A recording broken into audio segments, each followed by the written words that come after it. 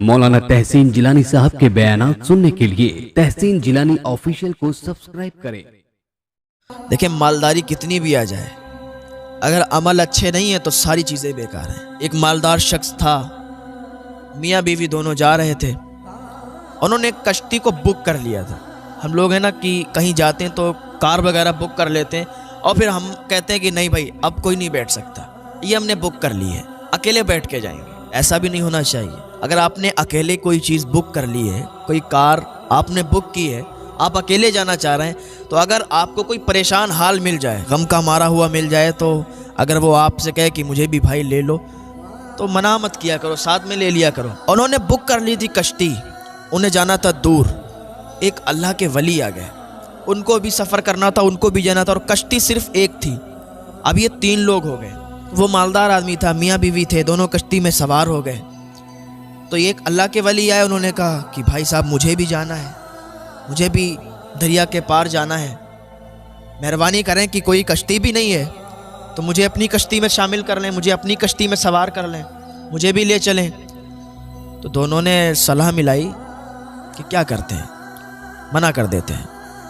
مرد نے منع کر دیا، اس امیر آدمی نے منع کر دیا کہ نہیں آپ نہیں چل سکتے میرے ساتھ، اس لیے کہ ہم نے بک کر لی ہے۔ تو اللہ کے ولی نے کہا یار بک کر لی ہے تو میں ایک پریشان حال ہوں، مجھے دریا پار کرنا ہے، مجھے ضروری کام سے جانا ہے، اور اس کے بعد کوئی کشتی بھی نہیں ہے، تو مہربانی کریں کہ مجھے اپنی کشتی میں شامل کر لیں۔ اس نے کہا نہیں میں آپ کو کشتی میں نہیں بٹھا سکتا۔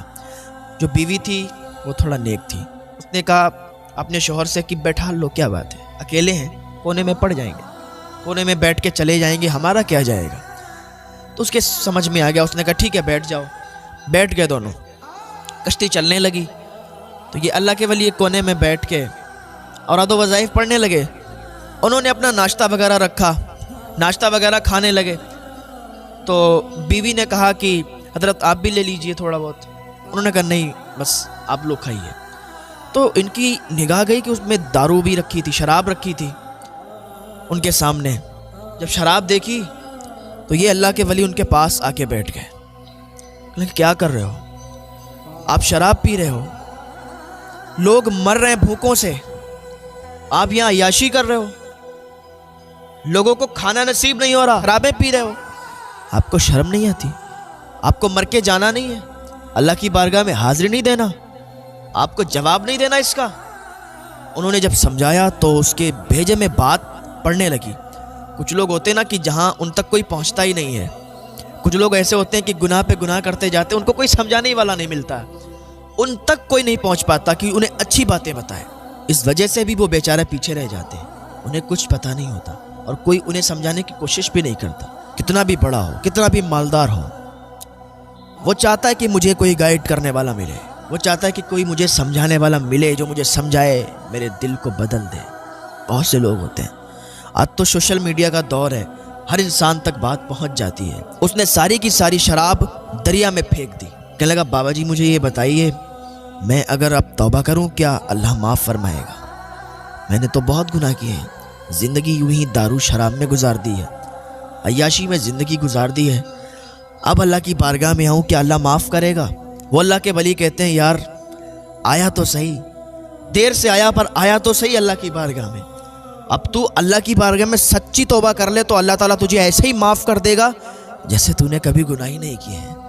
اس نے اسی وقت اللہ کی بارگاہ میں توبہ کی، اور ایسی توبہ کی کہ پھر 40 سال اس کے ساتھ رہا، 40 سال وہ بندہ اسی ولی کے ساتھ رہا، اور ایک دن وہ انتقال کر گیا، ایک دن اس کی روح نکل گئی۔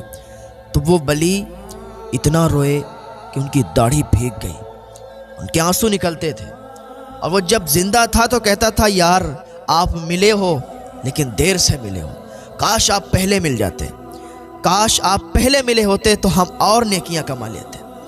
ایک دن آیا کہ وہ اس کا انتقال ہو گیا، نیک بن چکا تھا، اور جس دن سے اس نے توبہ کی اس دن سے کبھی بھی کوئی غلط کام نہیں کیا۔ وہ بلی شاہد ہیں، وہ کہتے ہیں کہ میں نے کبھی ان کو کوئی غلط کام کرتے ہی نہیں دیکھا۔ جس دن سے اس نے توبہ کی، مر گیا، انتقال کر گیا، تو اس کے کفن دفن کا انتظام کیا، نماز جنازہ ہوئی، ان کو دفن کر دیا گیا۔